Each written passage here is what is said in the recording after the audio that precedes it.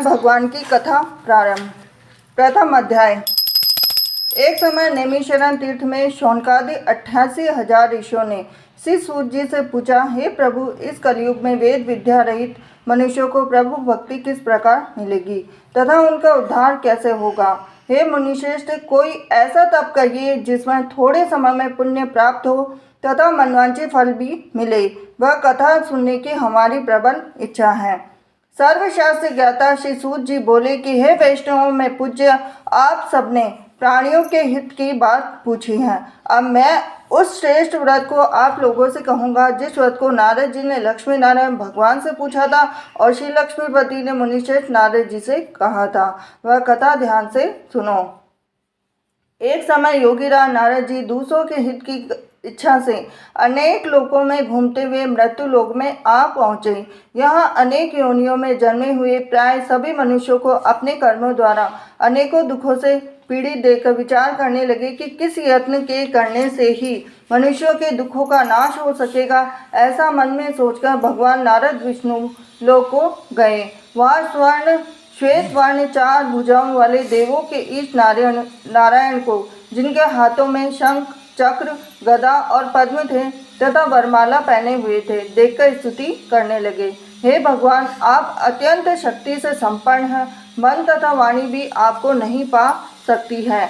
आपका आदि मध्य अंत नहीं है। निर्गुण स्वरूप सृष्टि के कारण भक्तों के दुखों को नष्ट करने वाले हो, आपको मेरा नमस्कार हो। नारद जी से इस प्रकार की स्तुति सुनकर विष्णु भगवान बोले कि हे मुनि श्रेष्ठ, आपके मन में क्या है? आपका किस काम के लिए आगमन हुआ है? निसंकोच कहो। तब नारद मुनि बोले कि मृत्यु लोक में सब मनुष्य जो अनेक योनियों में पैदा हुए हैं, अपने अपने कर्मों के द्वारा अनेक प्रकार के दुखों से दुखी हो रहे हैं। हे नाथ, मुझ पर दया रखते हो तो बताइए कि उन मनुष्य के सब दुख थोड़े ही प्रयत्न से कैसे दूर हो सकते हैं। श्री भगवान जी बोले कि हे नारद, मनुष्य की भलाई के लिए तुमने बहुत अच्छी बात पूछी है। जिस काम को करने से मनुष्य मोह से छूट जाता है वह मैं कहता हूँ। सुनो, बहुत पुण्य देने वाला स्वर्ग तथा मृत्यु लोक दोनों में दुर्लभ या उत्तम व्रत है। आज मैं प्रेम वश होकर तुमसे कहता हूँ। श्री सत्यनारायण भगवान का यह व्रत अच्छी तरह विधान पूर्वक संपन्न करके मनुष्य तुरंत ही यहाँ सुख भोग करके मोक्ष को प्राप्त होता है। श्री भगवान के वचन सुनकर नारद मुनि बोले कि उस व्रत का फल क्या है, क्या विधान है और किसने व्रत किया है, किस दिन यह व्रत करना चाहिए कि हे भगवान मुझसे विश्वास से कहिए। तो भगवान बोले कि दुख शोक आदि को दूर करने वाला यह व्रत, सब स्थानों पर विजयी करने वाला और भक्ति और श्रद्धा के साथ किसी भी दिन मनुष्य श्री सत्यनारायण की शाम के समय ब्राह्मणों के साथ बंधुओं के साथ और धर्म परायण होकर पूजा करे। भक्ति भाव से नैवेद्य केले का फल, घी, दूध और गेहूं का चूर्ण सवाया लेवे। गेहूं के अभाव में साटी का चूर्ण, शक्कर अथवा गुड़ भी ले सकते हैं। तो भक्ति भाव से भगवान को अर्पण करें। बंधु बांधुओं सहित ब्राह्मणों को भोजन कराएं। तत्पश्चात स्वयं भोजन करें। रात्रि में नृत्य गीत आदि का आयोजन कर श्री सत्यनारायण भगवान का स्मरण करता हुआ समय व्यतीत करें। इस तरह व्रत करने वाले मनुष्य की इच्छा निश्चय पूरी होती है। विशेषकर कलिकाल में मृत्यु लोक पर यही मोक्ष का सरल उपाय है। इति सत्यनारायण व्रत कथा प्रथम अध्याय संपूर्णम। द्वितीय अध्याय। सूत जी बोले, हे ऋषियों, जिसने पहले समय में इस व्रत को किया है उसको कहता हूँ, ध्यान से सुनिए।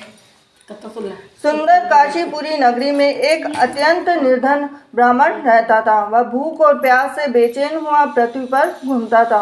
ब्राह्मणों से प्रेम करने वाले श्री भगवान ने ब्राह्मण को दुखी देखकर बूढ़े ब्राह्मण का रूप धारण कर उसके पास जा आदर के साथ पूछा, हे विप्र, तुम नित्य ही दुखी होकर पृथ्वी पर क्यों घूमते हो? हे श्रेष्ठ ब्राह्मण, यह सब मुझसे कहो, मैं सुनना चाहता हूँ। ब्राह्मण बोला कि मैं तो निर्धन ब्राह्मण हूँ, भिक्षा के लिए पृथ्वी पर ऐसे ही घूमता रहता हूँ। हे भगवान, यदि आप इससे छुटकारे का उपाय जानते हो तो कृपा कर मुझे बताइए। तो वृद्ध ब्राह्मण बोला कि श्री सत्यनारायण भगवान मनवांछित फल देने वाले हैं, इसलिए कि हे ब्राह्मण, तू उनका पूजन कर, जिसके करने से मनुष्य सब दुखों से मुक्त होता है। और ब्राह्मण को व्रत का सारा विधान बतलाकर बूढ़े ब्राह्मण का रूप धारण करने वाले श्री सत्यनारायण भगवान अंतर्धान हो गए। जिस व्रत को वृद्ध ब्राह्मण ने बताया था, मैं उससे अवश्य करूँगा। यह निश्चय करने पर उस ब्राह्मण को रात में नींद नहीं आई। वह सवेरे उठकर श्री सत्यनारायण भगवान के व्रत का निश्चय कर भिक्षा के लिए चल दिया। उस दिन उसको भिक्षा में बहुत धन मिला, जिससे बंधु बांधवों के साथ उसने श्री सत्यनारायण का व्रत किया। इसके करने से वह विप्र सब दुखों से छूटकर अनेक प्रकार की संपत्तियों से युक्त हुआ। उस समय से वह विप्र हर मास व्रत करने लगा। इस तरह सत्यनारायण भगवान के व्रत को जो करेगा, वह सब पापों से छूटकर मोक्ष को प्राप्त होगा। आगे से जो पृथ्वी पर सत्यनारायण भगवान का व्रत करेगा, सब दुखों से छूट जाएगा। और इस तरह नारद जी से नारायण का कहा हुआ यह व्रत मैंने तुमसे कहा। हे विप्रो, मैं अब और क्या कहूँ?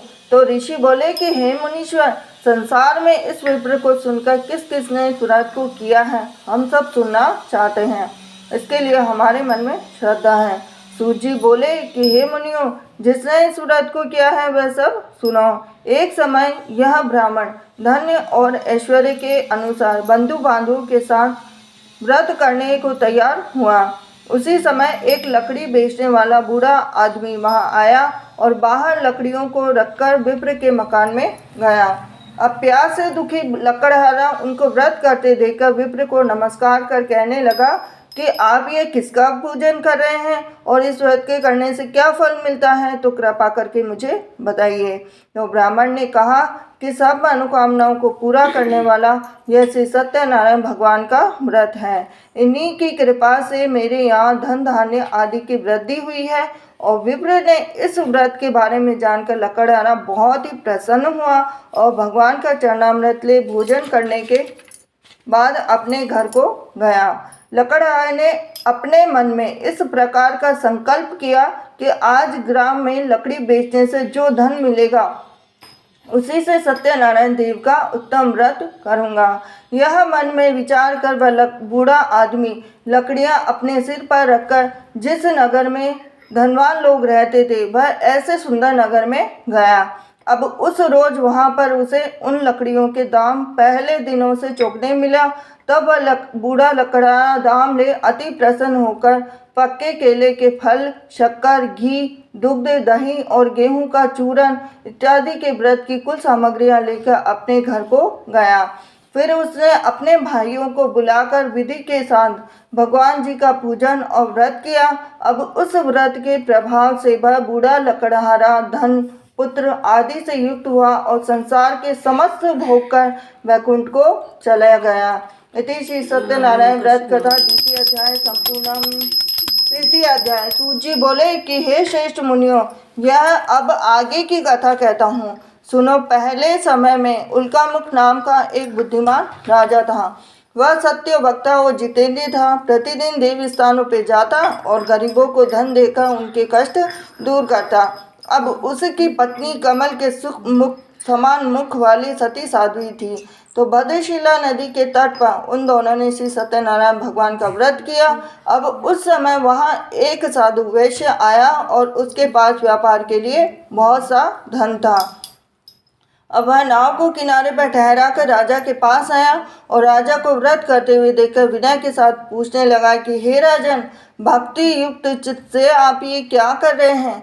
मेरे सुनने की इच्छा है, सो आप मुझे बताइए। अब राजा बोला कि हे साधु, अपने बांधवों के साथ पुत्रादि की प्राप्ति के लिए महाशक्तिमान सत्यनारायण भगवान का व्रत व पूजन कर रहा हूँ। राजा के वचन सुनकर साधु आदर से बोला कि हे राजन, मुझसे इसका सब विधान कहो। मैं भी आपके कथना अनुसार इस व्रत को करूँगा। मेरे भी कोई संतान नहीं है, इससे शायद हो जाए। तो राजा ने सब विधान सुन व्यापार से निवृत्त हो और आनंद के साथ घर पे गया। अब साधु ने अपनी पत्नी से संतान देने वाले इस व्रत का समाचार सुनाया और कहा कि जब मेरे संतान होगी तब मैं इस व्रत को करूँगा। अब साधु ने वचन अपनी पत्नी लीलावती से कहे। तो एक दिन उसकी पत्नी लीलावती पति के साथ आनंदित हो सांसारिक धर्म में प्रवृत्त होकर श्री सत्यनारायण भगवान की कृपा से गर्भवती हो गई। अब 10वें महीने में उसके एक सुंदर कन्या का जन्म हुआ। दिनों दिन वह इस तरह बढ़ने लगी जैसे शुक्ल पक्ष का चंद्रमा बढ़ता है। कन्या का नाम कलावती रखा गया। तब लीलावती ने मीठे शब्दों में अपने पति से कहा कि मैं जो आपने जो संकल्प किया था भगवान का व्रत करूँगा, अब आप उसे करिए। साधु बोला कि हे विप्रे, कन्या के विवाह पर व्रत करूँगा। अब इस प्रकार अपनी पत्नी को आश्वासन देकर वह नगर को गया। अब कलावती पितृगृह में वृद्धि को प्राप्त हो गई। साधु ने जब नगर में सखियों के साथ अपनी पुत्री को देखा तो तुरंत ही दूत को बुलाकर कहा कि पुत्री के लिए कोई वर देखकर लाओ। अब साधु की आज्ञा पाकर दूत कंचन नगर पहुंचा तो वहां पर खोज का देखभाल करके लड़की के लिए सुयोग्य वणिक पुत्र को ले आया। अब सुयोग्य लड़के को देखकर साधु ने अपने बंधु बांधवों सहित प्रसन्न चित्त अपनी पुत्री का विवाह उसके साथ कर दिया, किंतु दुर्भाग्य से विवाह के समय भी उस व्रत को करना भूल गया। तब श्री सत्यनारायण भगवान क्रोधित हो गए और श्राप दिया कि तुम्हें दारुण दुख प्राप्त होगा। आपने कार्य में कुशल साधु बनिया जामाता सहित नावों को लेकर व्यापार करने के लिए समुद्र के समीप स्थित रत्नापुर नगर में गया। अब वहां पर दोनों ससुर जमाई चंद्रकेतु राजा के उस नगर में व्यापार करने लगे। अब एक दिन भगवान सत्यनारायण की माया से प्रेरित होकर कोई चोर राजा का धन चुराकर भागा जा रहा था, किंतु राजा के दूतों को आता देखकर चोर ने घबराकर भागते हुए राजा के धन को वहीं किसी नाव में छुपा दिया जहां पर कि वो ससुर जमाई ठहरे हुए थे। अब चोर तो भाग गए।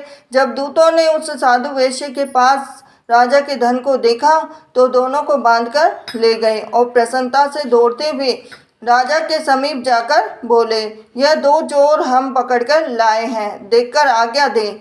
तब राजा की आज्ञा से उनको कठिन कारावास में डाल दिया गया। अब उनका धन भी छीन लिया। फिर सत्यनारायण भगवान के श्राप के द्वारा उनकी पत्नी भी घर पर बहुत दुखी हुई। घर पर जो धन था वो भी चोर चुरा कर ले गए। शारीरिक और मानसिक पीड़ा तथा भूख प्यास से अति दुखित हो अन्न की चिंता में कलावती एक ब्राह्मण के घर गई। अब वहाँ उसने सत्यनारायण भगवान का व्रत करते हुए देखा, उनकी कथा सुनी, प्रसाद ग्रहण कर रात को घर आई। माता बोली कि कलावती, हे पुत्री, अब तक कहाँ रही? तब तेरे मन में क्या है? तो कलावती बोली कि हे माता, मैंने एक ब्राह्मण के घर पे श्री सत्यनारायण भगवान का व्रत देखा तो कन्या के वचन सुनकर लीलावती भगवान के पूजन की तैयारी करने लगी। लीलावती ने परिवार और बंधुओं सहित श्री सत्यनारायण भगवान का पूजन किया और वर मांगा कि मेरे पति और दामाद शीघ्र आ जावे। साथ ही प्रार्थना की कि हम सबका अपराध क्षमा करो। सत्यनारायण भगवान इस व्रत से संतुष्ट हो गए और राजा चंद्रकेतु को स्वप्न में दर्शन देकर कहा कि हे राजन, दोनों वैश्यों को प्रातः ही छोड़ दो।